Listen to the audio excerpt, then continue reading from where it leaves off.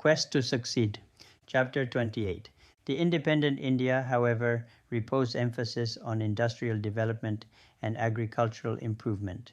In the early 1950s, steel plants were set up, dams were built, electricity generating system commenced. From the mid-1950s, emphasis was also ascribed to defense production and moving towards self-sufficiency in manufacturing of weapons. Ordnance factories were established to produce armament for the nation's army. They embarked upon manufacturing of fighter jets, high-velocity guns, anti-aircraft guns, high-caliber bombs, small and medium-sized ammunition, and trucks for military transportation. Light naval craft dredgers, harbor tugs, river steamers, water boats, and the barges were concocted in the country. Pontoons in Wales were fabricated in India. The Indian government continued to import other equipment. They instituted to purchase the much-needed defense material from the Soviet Union. They did not want to depend on the West for their deterrent supplies. Moreover, Soviet weapons were cheaper compared to the Western prices. The standard was the same. India continued to import, as well as to manufacture weapons in the country, which was vital to guard and shield the nation combatants and military offenses. India had been a prey of foreign invasions for centuries due to lack of preparedness in the field defense and border security. Apart from the manufacturing sector, social reforms were equally essential to accomplish economic growth. Jay identified that people should be open-minded. They should be prepared to give up some of the old customs and traditions while preserving the religious tolerance and folk life. He emphasized that the solution should be found in the areas of agriculture, industry, economy, education, and society.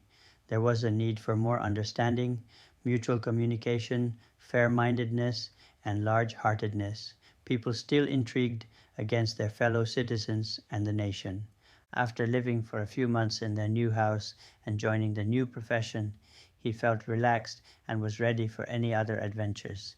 He asked his wife Reena about the family next to her father's house in their village. They had 4 boys. One of them called her an honorary Rakhi sister. Rakhi is a red thread tied by sisters on the wrist of brothers on Raksha Bandhan, a festival which falls in August, because she used to tie a Rakhi on his wrist. Reena narrated the story. The boy thought that he was different from his brothers in the family and friends in the village. He won a 5 rupee scholarship in the primary school, as he scored 100% marks in mathematics and good marks in other subjects. He went to the neighboring town to study for the high school examination. After passing his examination, he continued his study for the intermediate level at the same school. He thought of joining an engineering degree course at Kanpur University in Uttar Pradesh. He had to take an entry examination, which he cleared. He prepared himself to study at the university. His father also agreed to support him. The boy applied for a loan and a scholarship at the university. The authorities agreed to provide him both. They wanted students from poor families to improve their educational and social status. He worked hard for his degree course and passed the first-year examination. He and his family were encouraged. He, however, started to remain aloof from his brothers and friends. He visualized himself superior to them. He forgot the sacrifice his family had made in saving every rupee to educate him, feed him, and clothe him. He was to spend 3 more years at the university. In the final year of his degree course, however, the authorities changed the financial regulations. They wanted more students from backward and poor communities to study for the engineering degree. The Kanpur University decided that a student could receive either a scholarship or a loan. No student would be provided both. In the meantime, his father lost his job. The young man was in a dilemma. He could not decide his mode of action. Without financial help, he would not be able to complete his engineering course, and 3 years would be wasted. He contacted his Rakhi sister, who was now living in England, if she could help him. He wrote a confidential letter to her, begging not to reveal his plight to her family. Reena, however, discussed the matter with Jay, who suggested that we were helped in our need by people who knew us. They were not necessarily related to us. He advised Reena to assist this young man on humanitarian grounds. He himself arranged to send a bank draft to his university address. It took time for the check to reach India. The young man had lost all hope and decided to pack up and return to his village, where he would start a bicycle repair shop. He, however, stayed for another day at the university campus. After putting his belongings in a suitcase and bags, he bent down to pick up some papers near the door. While he was kneeling, an envelope fell on his head from the letter hole. He felt that it was a blessing from Lakshmi, the goddess of wealth. He opened the envelope and discovered that there was a check from his Rakhi sister in London. He changed his mind and stayed on at the university to complete his degree course. After completing the course of study, he was accorded a certificate of engineering degree. He danced in his room.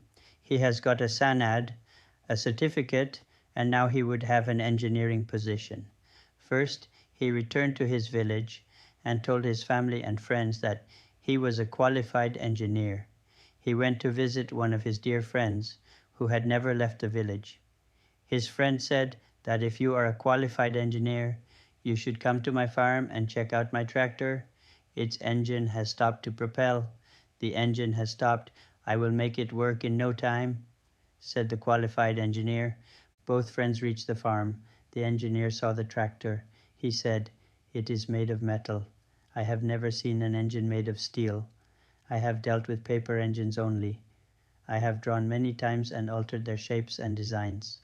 He did not use his knowledge to repair the engine because he did not gain any practical experience. He learned theories and paperwork.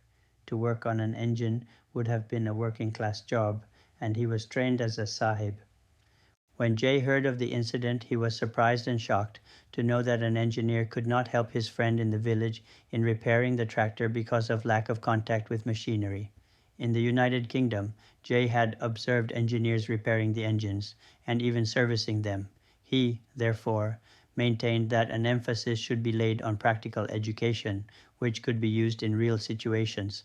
The state government of Uttar Pradesh, nevertheless, provided him an employment of an engineer and an office to operate from.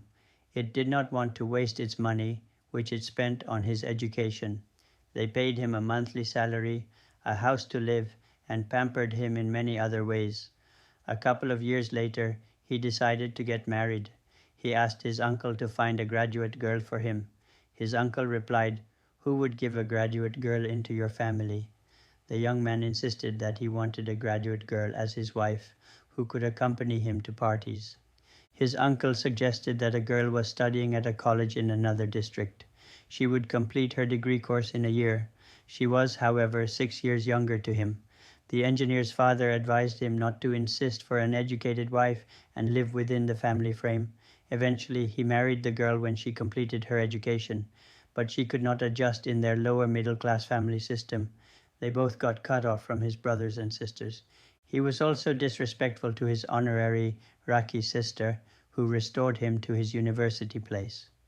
Once his father suggested to him that he should write a letter of thanks to her on receiving his degree and a good employment. He retorted, "I do not like people who change their plans, save money for their own needs, then ignore their expenses and commitments to their children and family. They seek out to help others to gain respect and admiration." He continued his conversation with his father. "I understand. They saved money in order to procure a house, but they postponed that acquisition and sent their money to me and continued to live in a rented accommodation." It was his opinion about the help which he desperately needed only a few months earlier. Nevertheless, he worked as an engineer for more than 35 years. When he retired, he received a pension to live a comfortable life, but endured loneliness. He attempted to analyze his accomplishments and discovered that his siblings and their children were more sociable and happier. He had become an outcast. He received a degree because of a charity check from his honorary Rakhi sister, whom he ignored and showed no appreciation or approbation. He was a pauper by heart, despite his education and social mobility.